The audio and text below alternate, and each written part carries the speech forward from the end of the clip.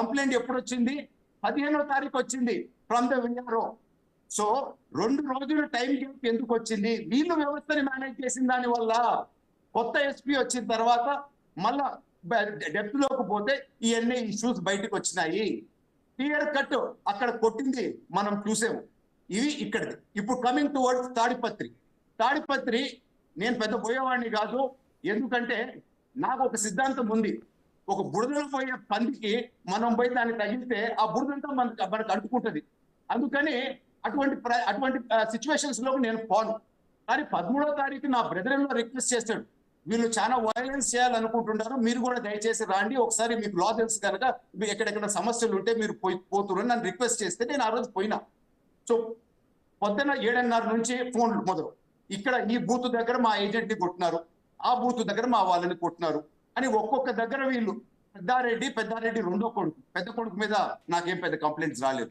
So ప్రతి 15-20 నిమిషాలు ఒక్కొక్క బూత్ దగ్గర వీళ్ళు కొట్టుకుంటా పోతే నేను తర్వాత పోయేవాడిని ఫీల్డ్ లోకి. లైవ్ గా మా వాళ్ళు దెబ్బలు తిని రక్తాలు వస్తా అక్కడ ఉండేది. అట్లా 4 ఇన్సిడెంట్స్ జరిగినాయి. అక్కడ సిఐ ఉండడు. That CI is the criminal, number 1 criminal. నా సిఐ నేను చెప్పిన ఇదిగో చూడు దెబ్బలు తగ్గుతా ఉండేనంటే ఏం యాక్షన్ తీసుకోలేదు. అప్పుడు 4 ఇన్సిడెంట్స్ జరిగిన తర్వాత నేను చంద్రబాబు నాయుడు గారికి ఫోన్ చేసి, సార్ ఈ విధంగా దౌర్జన్యాలు చేసి ఈ ఎలక్షన్ ని ఫెయిల్ చేయాలని చెప్పి చూస్తున్నారు, అందుకని దయచేసి మీరు యాక్షన్ తీసుకోండి అని చెప్పి చంద్రబాబు నాయుడు గారికి చెప్తే వారు ఎలక్షన్ కమిషన్ కి డీజీపీ గారికి ఫోన్ చేస్తే ఫోర్సెస్ ఇంకొక గంట తర్వాత వచ్చినాయి. అంత లోపల అభ్యర్థి కార్ ను కూడా అటాక్ చేసినారు, రాళ్ళు వేసారు. నేను మా రవిచంద్రారెడ్డి గారి లాగా ఊరికే కొన్నిసార్లు గాల్లో మాట్లాడేవాడిని కాదు.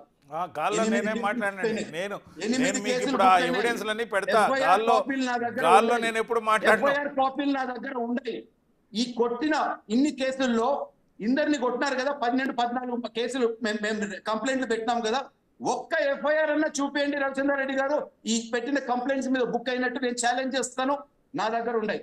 తర్వాత నెక్స్ట్ రోజు సూర్యముని అని చెప్పి మా వన్ ఆఫ్ అవర్ లీడర్ ఇంటికి పోయి తుక్కుపగలు కొట్టి ఆ కేసు ఏమని బుక్ చేశారంటే, సూర్యముని ఒక 15 మందిని తీసుకొని వచ్చినాడంట, పెద్దారెడ్డి ఒక 50 మందిని తీసుకొని వచ్చి వాళ్ళిద్దరు కొట్టుకున్నారని చెప్పి కేసు బుక్ చేసినాడు. సిగ్గు లజ్జ ఉండాలి ఈ పోలీస్ డిపార్ట్మెంట్ ఉండే వాళ్ళకి. మళ్ళా నేను ఈ 4 కేసులు జరిగిపోయిన తర్వాత నేను జోనల్ ఇన్ఛార్జ్, నాకు ఫోన్ వచ్చింది సిపిఎన్ గారి దగ్గర నుంచి. నేను ఇంటికి వచ్చేసి ఫోన్ లో మాట్లాడుతూ ఉంటాను. 1 అవర్ పట్టింది. ఆ టైంలో ఈ రాళ్ల దాడి జరిగిన దగ్గర నా పేరు యాడ్ చేసినారు, పవన్ పేరు యాడ్ చేశారు. మేము అక్కడ సీన్ లో కూడా లేవు. అంటే ఈ కేసు సరిగ్గా బుక్ అయినాయా? ఇప్పుడు అరెస్ట్ అయిన 91 మందిలో 54 మంది ఫస్ట్ బేస్ లో టీడీపీ వాళ్ళని అరెస్ట్ చేసినారు. అంటే మీరు కేసులు కట్టలేదు, అరెస్ట్ చేసిన వాళ్ళలో కేవలం టీడీపీ వాళ్ళని టార్గెట్ చేశారు. తర్వాత సిట్ ఎంక్వైరీ చేసి 307 యాడ్ చేయమన్నారు. నేను స్థలంలోనే లేను, నా దగ్గర సీసీటీవీ ఫుటేజ్ ఉన్నాయి. నేను ఫోన్ చంద్రబాబు నాయుడు గారితో ఆ 1 అవర్ టెలికాన్ఫరెన్స్ లో ఉన్నాను. నేను ఫీల్డ్ లో ఉన్నట్టు 307 అటెంప్ట్ మర్డర్ నా పైన పెట్టినారు.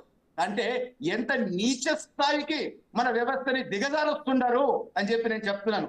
సిగ్గు లజ్జ ఉండని వాళ్ళు మాట్లాడేవాళ్ళు. నేను బాధతో మాట్లాడుతూ ఉన్నాను. ఈ దేశం ఎవడి హబ్బ జాగిని కాదు. మీకెంత హక్కు ఉందో మాకంతే హక్కు ఉంది. ఏ విధంగా మీరు మిస్మేనేజ్ చేస్తూ ఉన్నారు, ఏ విధంగా ప్రజల హక్కులు కాలు రాస్తున్నారు, నేను కళ్ళతో చూసి చెప్తా ఉన్నాను. నేను రుజువు చేయగలుగుతాను, విత్ ప్రూఫ్స్ ఉన్నాయి.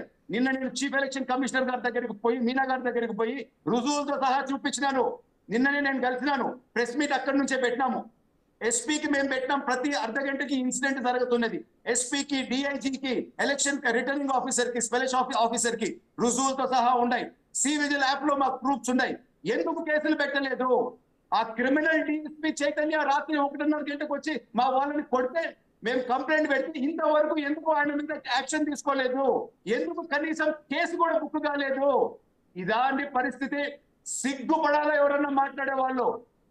రవిచంద్ర రెడ్డి వెనకేసుకొని రావచ్చు, కొంచెమన్నా మానవత్వం అనేది ఉండాలా, కొంచెమన్నా మన వ్యవస్థ అంటే గౌరవం అనేది ఉండాలా. ఈ విధంగా మన వ్యవస్థని నిర్వీర్యం చేసేశారు. ఈ విధంగా వీళ్ళు చేసిన దానికే వైఎస్ఆర్ క్రిమినల్స్ పార్టీ అని అంటున్నాను. 175 గెలుస్తామని అన్నారు కదా, గెలిసే ధైర్యం ఉంటే ఈ విధంగా అరాచకం చేయాల్సిన అవసరం ఉందా?